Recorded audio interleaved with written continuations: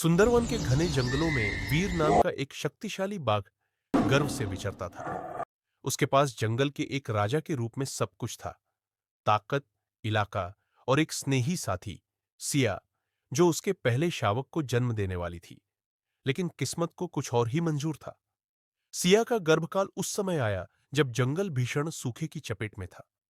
पानी के स्रोत सूख गए थे, शिकार गायब हो गया था और जंगल की आग चारों ओर फैल रही थी। वीर रोज संघर्ष करता था, न केवल सिया को खाना देने के लिए, बल्कि उसे शिकारी जानवरों और आग से बचाने के लिए भी। एक रात, जब आकाश रक्त लाल था, सिया को प्रसव पीड़ा शुरू हुई। हवा में धुआं भरा था और जंगल में भागते जानवरों की चीखें गूंज रही थी। वीर गुफा के बाहर खड़ा था, खतरे की हर आहट पर गरज रहा था। भीतर सिया अपने जीवन के लिए लड़ रही थी। उसका शरीर बेहद कमजोर हो चुका था। घंटों की पीड़ा के बाद एक नन्हा शावक जन्मा, जो मुश्किल से सांस ले रहा था।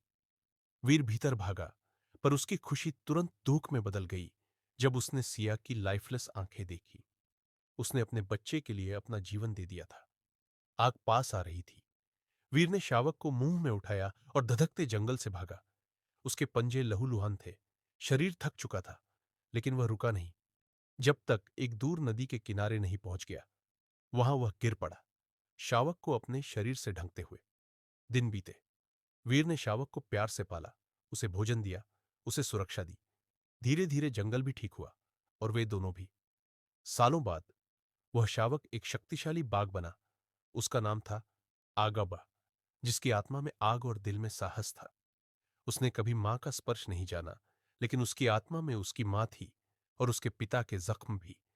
और आज भी उस जंगल में यह कहानी सुनाई जाती है, एक बाघ की जिसने दर्द से दहाड़ लगाया, और एक शावक की जो राख से जन्मा।